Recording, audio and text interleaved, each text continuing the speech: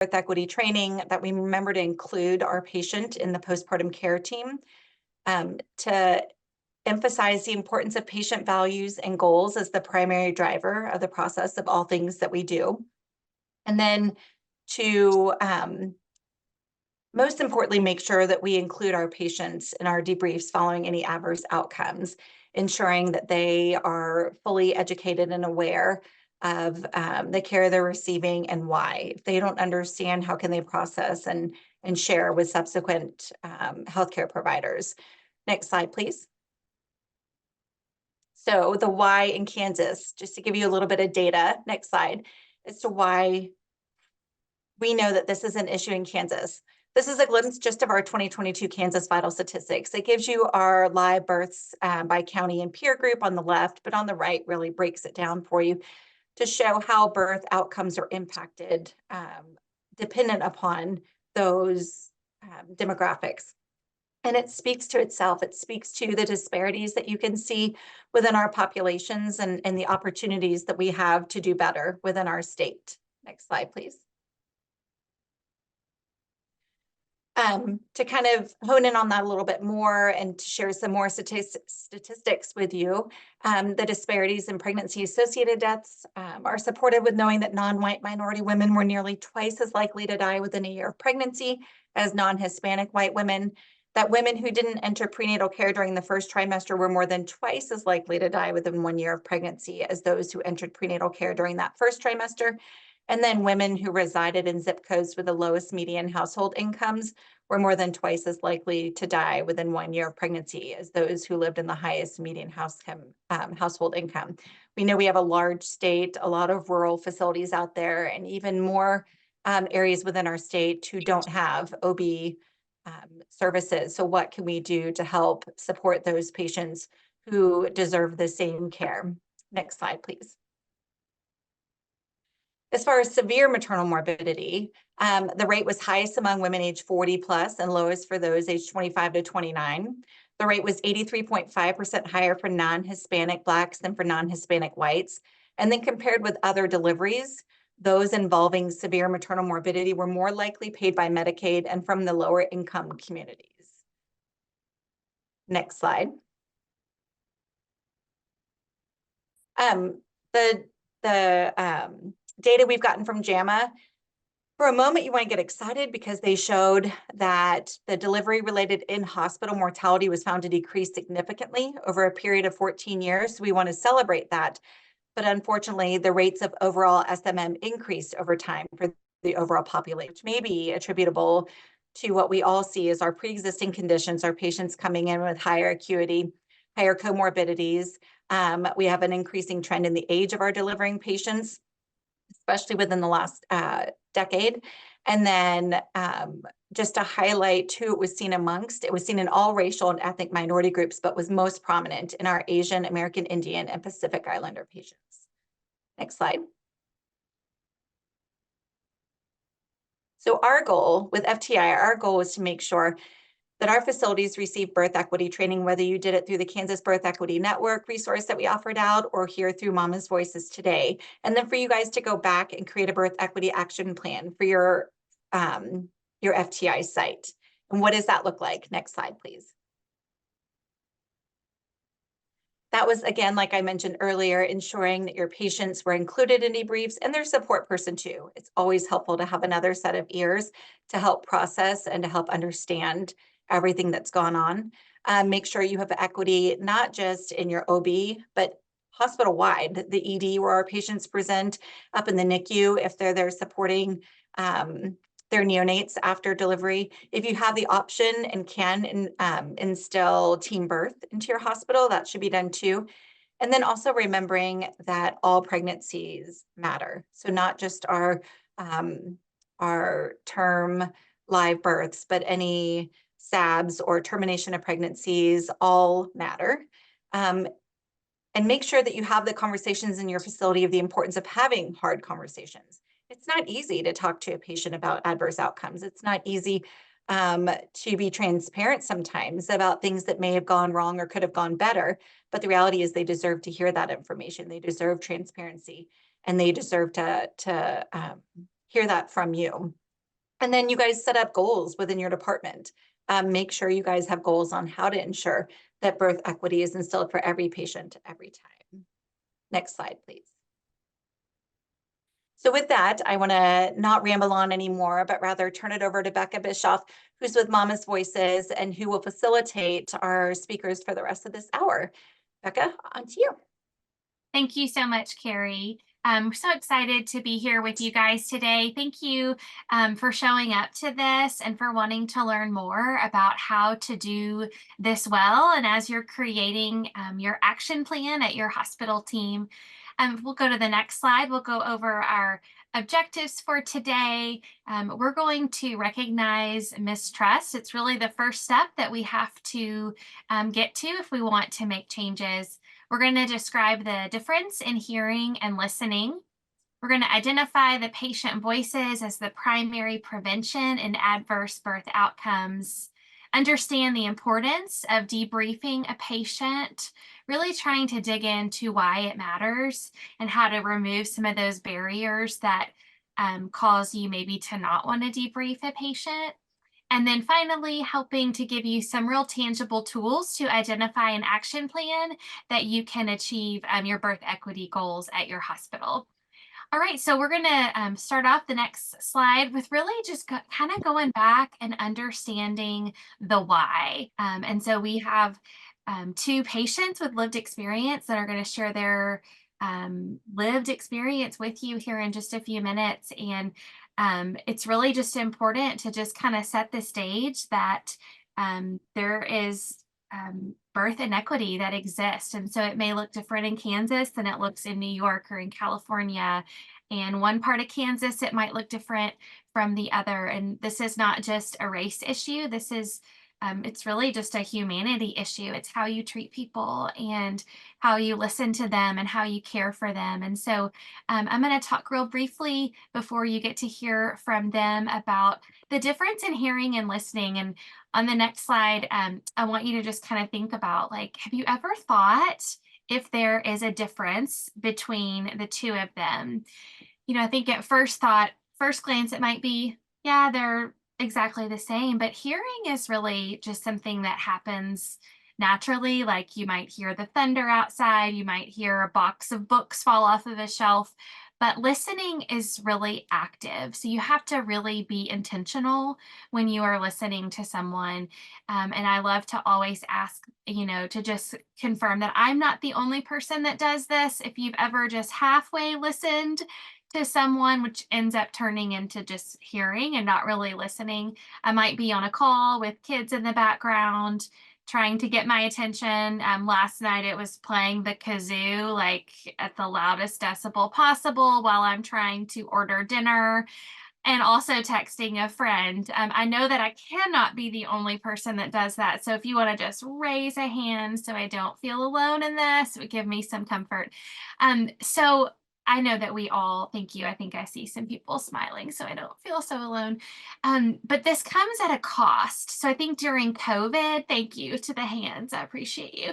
It comes at a cost. I think during COVID, we got really good at this. We got so good at being like, yeah, I can take that in the car. And yeah, I can do that while I'm getting my oil changed. But it comes with a cost, right? We're not really giving our full attention to the people or the person that we're talking to. And I want you to kind of think about this in your everyday role. So look at the next slide. So patients are the ones, they're coming to you. You're the ones that are working with them every single day. They don't always know how to explain what they're feeling, what they're going through. And your job is really to try to figure out what it is that they're saying to you. So you recognizing that you have such a short window of time with those patients, and I know that you're overwhelmed and overworked and underpaid and all of those things. But thinking in the short amount of time that you have with your patients, how are you sure that you're understanding what your patients are saying to you? And thinking about this, like sometimes the message that is relayed and the message that is received are not always the same. So when you're talking with your patients, how are you making it clear what it is that you're saying to them? And then finally, poor listening results in misunderstanding. And so it's so important to listen attentively. You can be such a great help to your patients by asking them questions to help validate their feelings. So often, patients are afraid to share, thinking maybe this is normal, maybe I'm crazy, I'm overreacting. But you really empower your patients so much when you ask questions and you say things like, tell me a little bit more about the fatigue that you're experiencing, or explain that a little bit more. It really does so much power for your patients. And then on the next slide, I want you to kind of get your mind set thinking about how you can incorporate patients into the work that you're doing.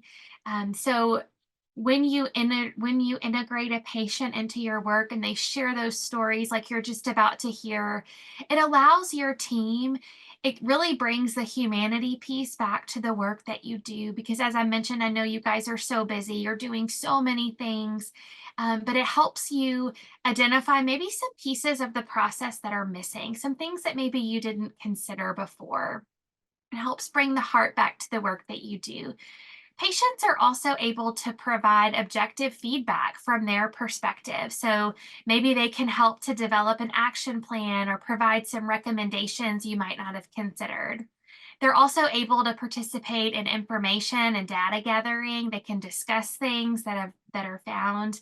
And then also they can help assist with piloting and testing new materials, thinking about maybe there's a new brochure, maybe there's a new survey that you guys are wanting to create, having them kind of be a part of that. So before I turn it over to our patient family partners, I just wanted to give you just a real high level overview of some areas that patients can be included in this work and why it is so important. And so now that I've done that, I'm going to turn it over to our patient family partners. And we're going to start with Terrence. So you'll see his picture here on the screen. He is one of our certified patient family partners here through Mama's Voices. He is a father of 3 and a husband, and he has done amazing fatherhood work. It is his passion. He also has a lived experience from his perspective of being the family member with his wife. And so I'm going to turn it over to Terrence to share his lived experience. Thank you so much for being here, Terrence. You are very welcome. Thank you to all 156 people here in this webinar. Yes. Everything she said is that lived experiences. And yeah, that's what we're going for. All right, so I'm on a time limit, y'all. So I want to make sure I get to the big things first. Like she said, I do have 3 children. My oldest will be 11 tomorrow, actually. My daughter will be 9 in September. My baby boy will be 5 in June. I've been married to my wife for 8 years, together 13. She's a doula full-time, private, and at Henry Ford Hospital. And I do the fatherhood work. So this is our everyday life, right? Even when we're not trying to be at work, we're at work. So a few things that I've learned through our 4 pregnancies and 3 births is that communication with patients before, during, and after is super critical, because as a 20-year-old first-time parent, there's a lot that we didn't know, a ton that I had no clue about. And of course, someone is knocking on the office door. It was tough because I was kind of in school. I kind of flunked out of school, so I had to take some time off, go back, graduate. She was going to her senior year of undergrad, so she had to, get through college, her last year pregnant. And we were in Lansing, away from our family that's here in Detroit. So we were in a position of having to trust everything the doctors were telling us the first time they said it to us. And we learned after the fact, of course, because hindsight is 2020, that communication was there, but there were some points and supporting details and maybe some sub points missing. And also with that, it says use easy to understand language, layman's terms, right? In the hospital setting, it's so easy. Oh no, I'm so sorry.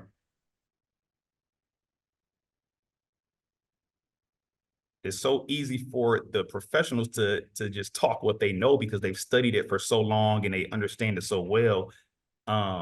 and they're moving so fast, serving so many people, it's easy for them to get caught up in their professional jargon, not realizing that, hey, I'm a comm arts major. Like, I don't know what anything that you're saying means right now. Like, I've never been this close to pregnancy in my, older adult life. I was still young at that time, but, my mom was pregnant. That didn't mean anything to me, except I had a sibling on the way. So, that kind of leads me into the next point of relating to the patient.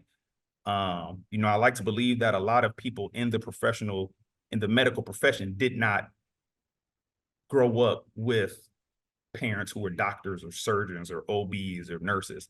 A lot of those professionals ended up there because they wanted to, right? Because they chose that path. And I've learned that a lot of those people want to be so professional and so that, they tend to stray away from the reality of life. But when you relate to your patient, it allows them to trust you. And when you're serving a demographic that struggles with trust, that struggles with support, that struggles with people they can believe in, you have to give them that level of relatability, build that rapport so that when we hear you talking to us, we know that you're speaking in our best interest, not in your best interest, not in the best interest of the hospital or the stats or whatever, because we see the news and we see the headlines and we see the billboards, and it's hard for people who are from urban communities to trust the systems, right? Whether it be the judicial system or whatever, but you got to let them know, say, hey, I had a baby, or I had a C-section, or, in our third baby's case, the OB looked me in the face and say, hey, my wife was hemorrhaging. My wife was hemorrhaging, and the doctor looked at me and said, you might want to have a seat. This happened to me and my husband fainted. And, in that moment, not that I thought I was going to faint, but I sat down because, you know what? She felt good enough to let us know that she's been in that situation where she didn't know if she was going to make it, and she's about to take care of the situation because this is her patient. Listening to families with an open heart, right? If they say it happened that way, believe it happened that way. And I say that because, just like I just mentioned, they don't, you always see the pictures in the rooms on a scale of 1 to 10, how are you feeling today? That's there, in my mind for children. But when adults are telling you how everybody don't have the same pain threshold, we all know the history of cesarean sections being performed on Black women with no painkillers because of the belief that they could withstand a higher amount of pain. I believe that everyone here knows that that's not necessarily the case. And if they're telling you this is what they feel, this is what they felt, this is what they think, this is what they believe. And a lot of people, I work in a clinic, so I've heard the, oh, well, I Googled it, so this is what I'm going through, or I looked it up, or somebody. But even if that's what they're telling you, you still have to appreciate that, because you have to meet patients where they are so that they can follow you where you need to take them, right? As opposed to just saying, hey, come over here. It has to be more of a, you know what, let me come over there and walk with me, and I'll show you and teach you how you ended up where you were, but also why you need to get where we are, right? And this last one is so critical to me because, real quick, our first baby, my wife started to grow some breast tissue under her armpit. And the OB at the time literally just said, if you stop breastfeeding, that tissue will go away. And because, again, we away from anybody who we can call on for a second or third opinion, we said, okay. And we both knew that breastfeeding is something that she always wanted to do. But she stopped breastfeeding, and, the breast tissue did not go away. She ended up having to get it surgically removed 3 pregnancies and 2 children later, right? She didn't worry about doing it, while we were having children. But it was a nuisance. It was in a way, it was uncomfortable. It made it hard to wear shirts and bras and short sleeve shirts and swimsuits. And, it just, right, having something that wasn't there your entire life all of a sudden be there because you trusted the doctor. The OB, this wasn't a nurse. This wasn't a nutritionist. This was the OB, the one who we've seen, every month, every 2 weeks, every week. And it was just like, all right, cool. If you said it, it must be the case, because you've seen far more pregnancies than we have. Sorry, y'all. I'm in high school right now for my meeting that I'm going to go to right after this. So that's what that is. But it's tough because, you know, in hindsight, those experiences are what led my wife to do doula work, right? Those experiences have put me in a position to understand and appreciate and empathize with parents when they're suffering miscarriages. They're women have PCOS, they have fertility concerns and issues. They had one doctor for one baby and another doctor for another baby, or they don't want to have a baby at this hospital, or they don't want to go to that hospital. I can empathize with that, because although in real time we thought we had a good childbirthing experience in the hospital we delivered our children in, you know, we ended up getting an OB who looked like my wife, a Black woman, who was also her sorority sister. So when she said, hey, call me if you need something. If my nurse isn't answering, call me. If they can't get you on a schedule, call me. If you feeling some pain, call me. Oh, this is your concern? If this happens, call me. If this doesn't happen, call me. And my wife would kind of be reluctant because, well, she's a doctor, she's busy, I don't want to. I said, listen, I don't know too many doctors that's telling patients to call them after hours, during the day, whatever. If she's telling you to call her, right? And, you know, somebody asked a question at our last session where they say, hey, what if as the professionals, you missed that chance to debrief? And my answer was, if the relationship and the rapport is built throughout those prenatal appointments, in my opinion, it's never too late to debrief, right? It's never too late. And if you can get the necessary information to mom and dad and family, even if they don't ever get pregnant again, that's information they can pass to somebody else. And in my experience, 7 years professionally and 11 years as a father, the peer-to-peer support means a lot more to this generation, because our parents had kids 30 years ago. They don't even cut C-sections the same as they did 30 years ago. So, you know, some of the, It is now time. uh-oh.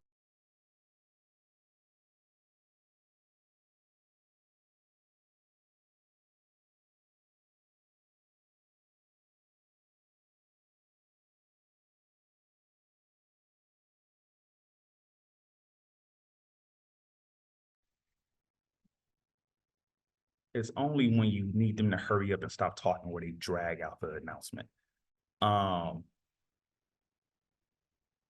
What's the last thing I said, y'all? What is the last thing I said? You're talking about peer-to-peer. Thank you. Yes, the asking our, to put a quarter on the hernia, or, you know, safe sleep changes every year, it seems like. Those kind of things. My mom doesn't get any kind of continued education on childbirthing practices. My dad definitely does not keep up with what we're doing in this world. So it's up to us to keep our peers up to date, right? My wife and I had children before almost all of our peers. So we were kind of unofficially the go-to early on. And I tell her all the time, me and some of her close friends, you were really a doula before you went and got certified, before you went and did the training, because you were already supporting moms so that they didn't have to experience what you experienced.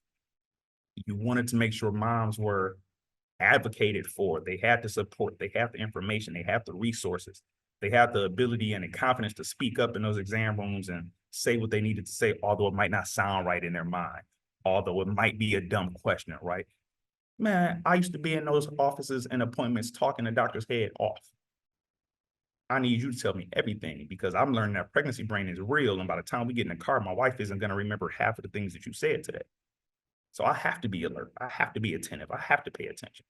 I have to remember 411 from the birthing class so that I can count contractions so that they don't keep sending us home because you think you're in active labor. I have to do those things. It's my job to tell my clients that, Dr. Jennifer, to tell my clients that, hey, as the father, you're responsible for the emotional development of that baby starting during pregnancy. You have to be there.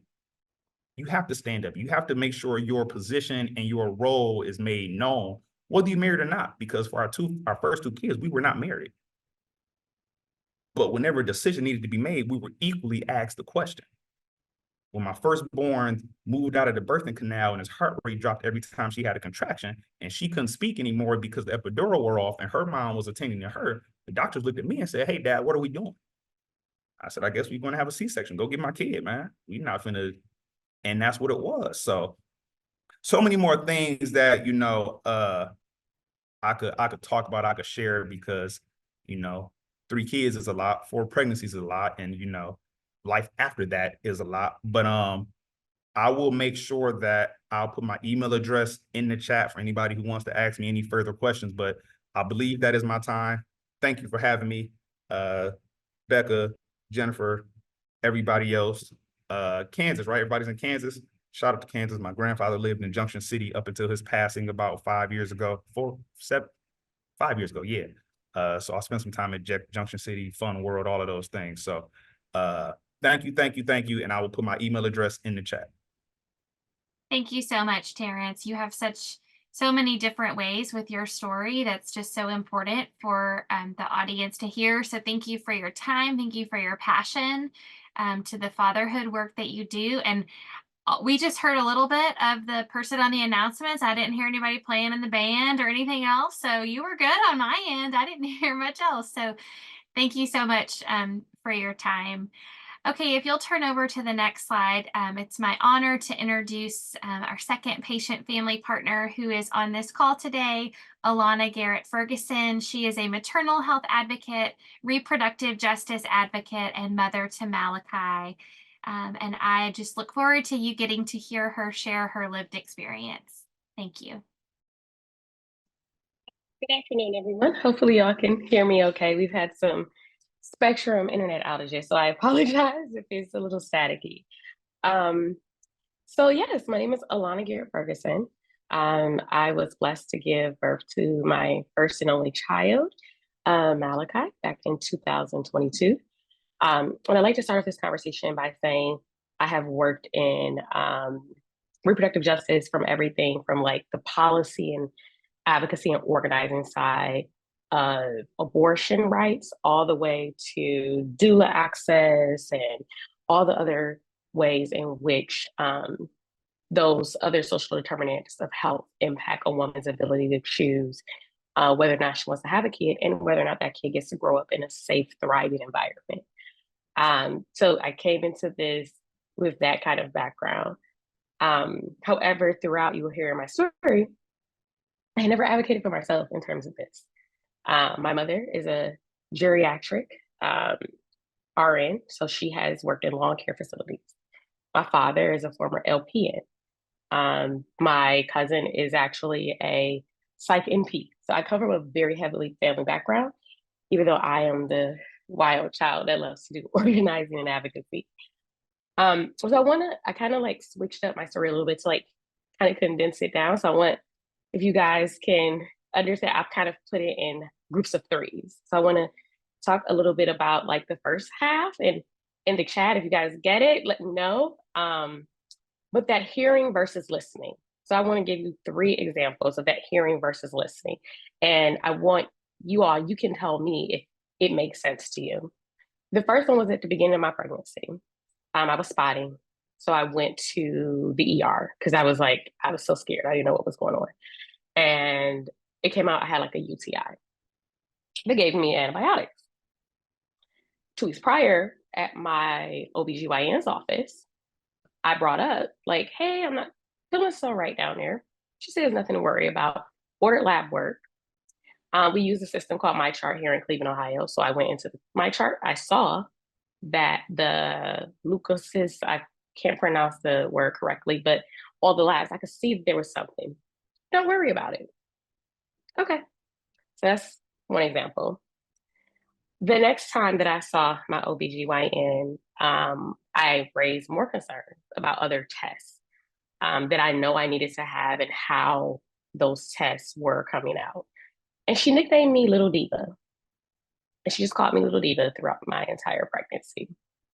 My family was there. So at one of my family members just said, like, can you please stop calling her that? Because that's a little offensive and it minimizes her experience. And I'm very thankful for that.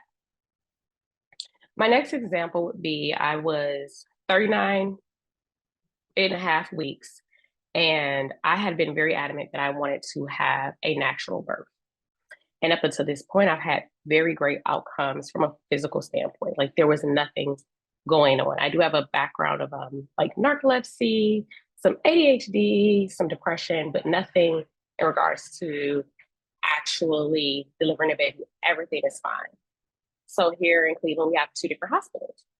One hospital is known in the system as being like where a lot of mothers go when they want to have that natural birth, because they have like a birthing pool and they have all the different setups.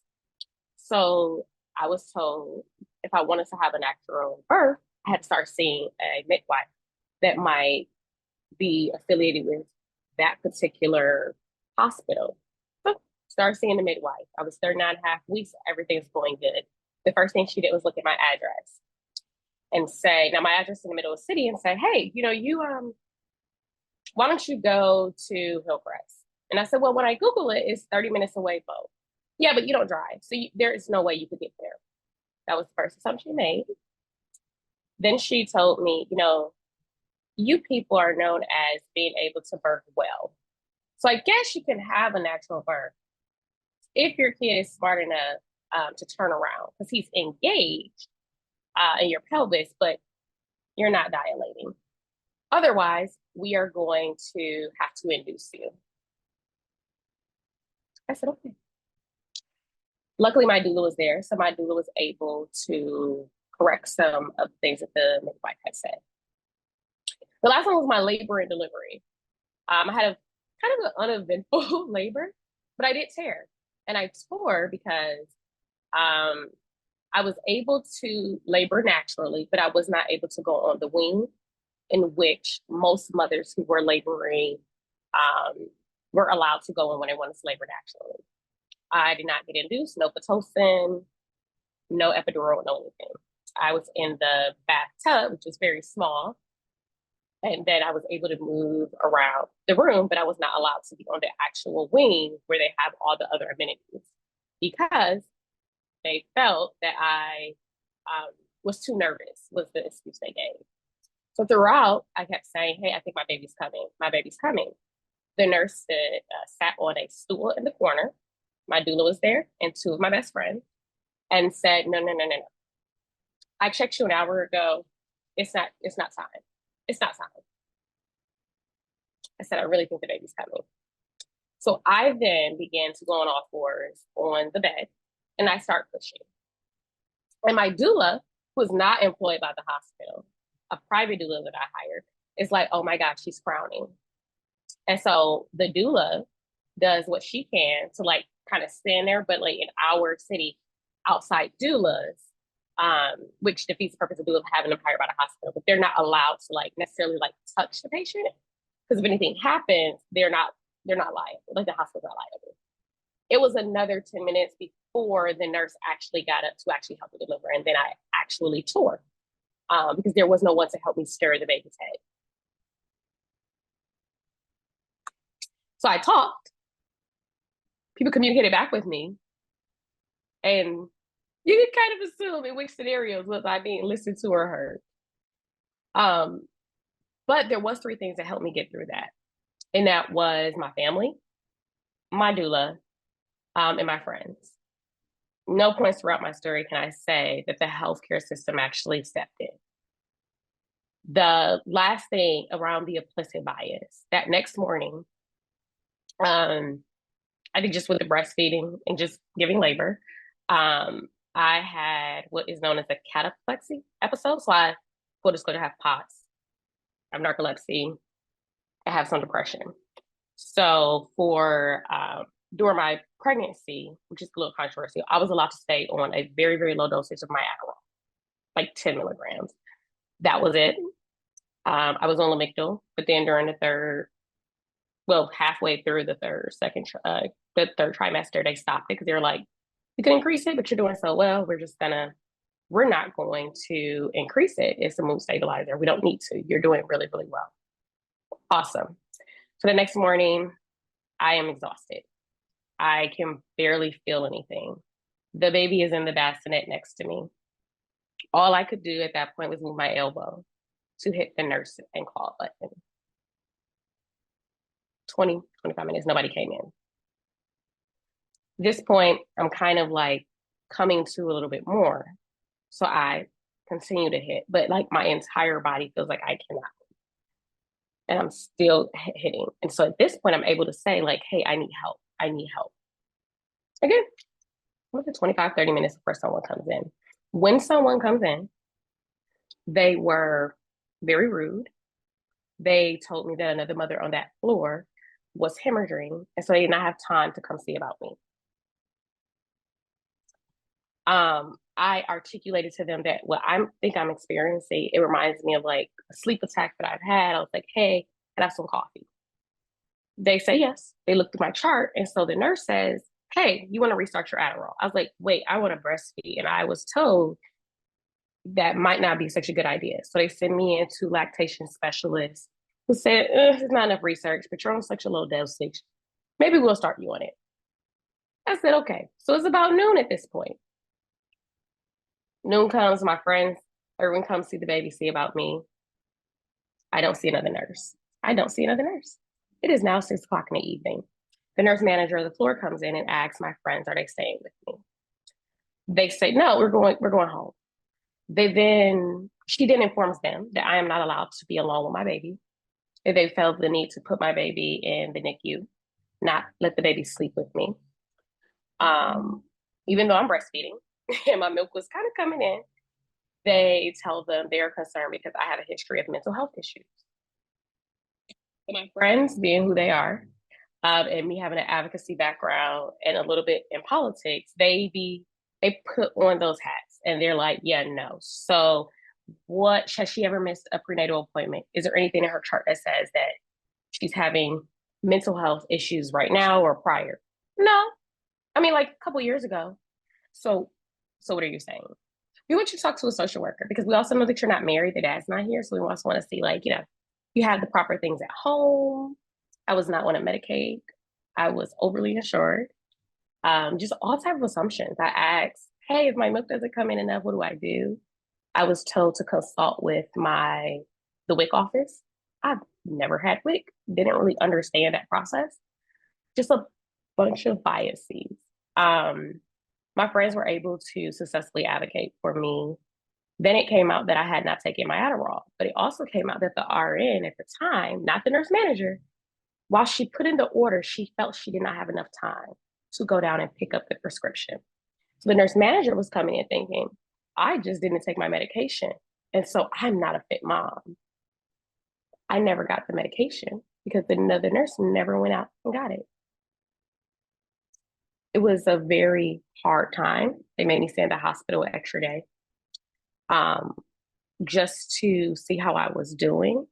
But at no point did they actually give me solutions or tell me how I can work through the sleep. And at this point, I'm just anxious just because I'm like, am I doing something wrong? Like, I don't want to fall asleep with a newborn. Like, what do I need to do?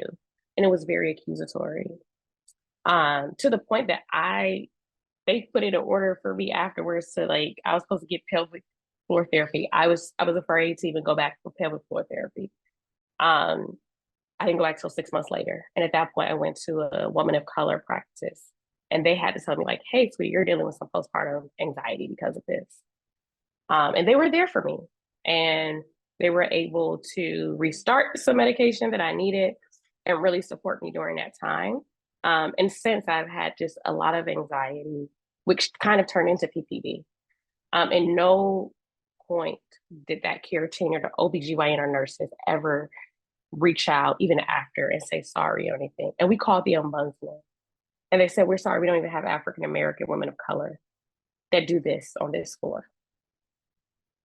So it was a lot. So I just want to leave people with actions of like, really validate the patient when they tell you and they come in with like a thorough birth plan and tell you like, hey, this is the birth, validate them first and then discuss the options without the assumptions. Please slow down and read the chart. I know a lot of nurses and doctors they're very busy, but please read the chart in its entirety. And then verify before you act. When I kept saying, like, I get it, it's annoying. You have maybe a mother who's like a first-time mom and it's like, no. She keeps saying that the baby's coming and you're tired of checking. I get it. But verify and then act. Really think about what it means to hear us and not just listen. And I think that's my time. So thank you. Thank you so much, Alana, for being brave enough to share your experience with the Kansas team here. So many great takeaways from what you shared. I was taking notes. It's so important to validate, like you mentioned, to leave judgment. You know, I think it might be so easy to some of our participants to think, oh, that doesn't happen where we live and where we work. But it does, and it might look a little different. But one of the things that I have come to know through my time in this work is that comments can be made that a nurse might make and might not recognize the impact that that has on a patient. But like when you said they called me little diva, you know, it took me back to my own experience. They said, you worried a lot with your first, don't worry now. And I mean, I nearly died delivering my son, but that still haunts me.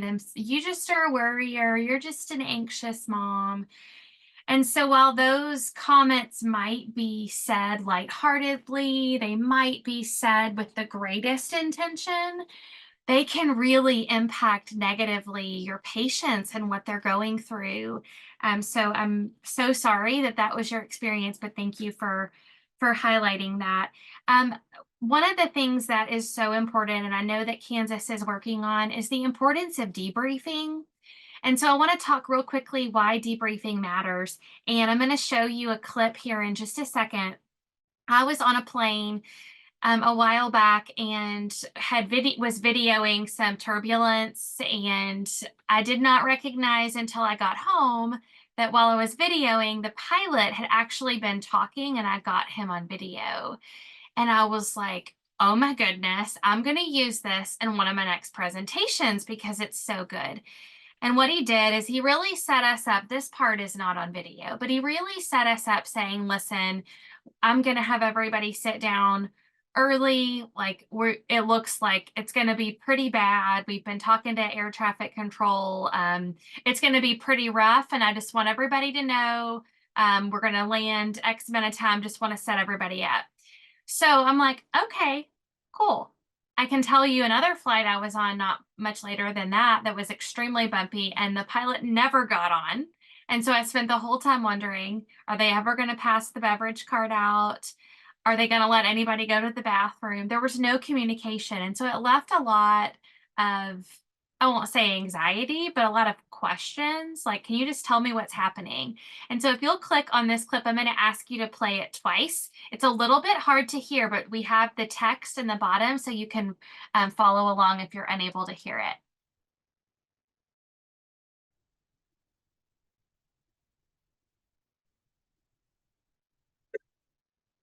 I'll be here another 30 seconds or so, like the last one. Should just last for a minute.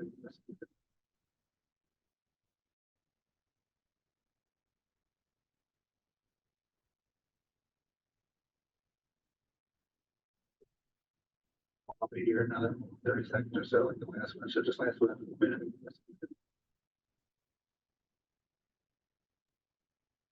So what he's doing through that is he's saying, like, it's going to be just like the last one, just about 30 more seconds or so, then we're going to be through it. So what that automatically does to a person that's sitting there is like, okay, no big deal. It's pretty rough now, but it's going to be fine. So it gives me some assurance. So if you think about this and the role that you have, maybe you're in the middle of a hemorrhage, you're in the middle of an emergency C-section, you've got to get the patient, you've got so much going on. That took him 7 seconds, right? It didn't take him any time at all. Even if it's a quick, hey, it's going to be okay. And just know that I'm here, I'm going to take care of you. And then coming back at the end and saying something, right? Like, so we have this slide up here and we have a resource on the Mama's Voices website. It's a free resource. It's a webinar. You don't have to access it through a password or anything like that, where we had a webinar about candor. And what candor found, it was a study that found that when hospital teams debrief patients, patients are less likely to seek litigation. So we know that there's always going to be patients, and that's their goal, right? But I would say for the majority of us, we just want somebody to explain to us what we had experienced. So there's so much power that comes when you sit down with the patient and just say, listen, do you want to talk about what you went through? That is not the same thing as you accepting fault. On the patient side, if we don't hear that, thinking back to that airline video, we have all these questions. We have all these thoughts in our head, like, when is this going to end? Is this all in my head? And not debriefing the patient, not communicating to them before, during, and after the event can create so much unnecessary trauma for your patients. And so I really would love for you guys to think about that when you go back into your workplaces, even if it's just that 7 seconds, right? I know you're busy. I know there's so much, but you give so much power to your patients when you're able to communicate to them. So as we're wrapping up here, I want you to think about some actionable steps. So you've heard a lot of different things. You've heard from our 2 patient family partners and some of their experiences. I want you to think about, as you're creating your work plan, as you're creating how you want this to look at your team, recognizing that every hospital looks different, your needs are different, but do you have a patient that can be a part of your next action plan? Can you have a patient review some surveys to ensure the language that you're using is respectful and equitable? And then finally thinking, how can you effectively communicate with your patients about what they've experienced? Thinking that every moment can be used to communicate. And also I wanna say really quickly something that Terrence highlighted on, 2 things real fast. It's never too late to debrief, even if that is the postpartum visit, right? Like, it's never too late to go back and say, let's talk about what happened. I'd love to provide some resources to you. But Terrence said, believe it happened this way. And I want you to consider this as you're integrating patients into your work. You may have patients that come to you and you might think, there's no way that's how that happened. That doesn't sound right. But maybe they got the medical jargon incorrectly, but thinking that that's how it was communicated to that patient. So consider ways that communication can be done better so that it will be explained better to your patient. So making sure that when you are onboarding patients, when you're having them be a part of the work, they're not clinicians, they're not experts in the medical field, but they're experts of their experiences. And so thinking about believing what happened to them is the way that it was communicated to them. Okay, I'm going to turn it back over to you, Carrie. Thank you so much for having our team here today. My email is there on the slide. I would love for you to email, reach out if there's anything that we can do to help support this great work. Thank you. Thank you, Becca. Thank you, Alana. And thank you, Terrence. We really, really are grateful for your time and your, like you mentioned, bravery and willingness to share your stories. I do want to emphasize, if you guys did not put your name and your facility in the chat box, please remember to do that. Otherwise, you don't get credit for being here today, and you definitely want to do that. So with that being said, just please try to take this information back to your facilities, put together that plan, and move forward so that we can do better by our patients. Thank you all for joining, and have a wonderful rest of your day.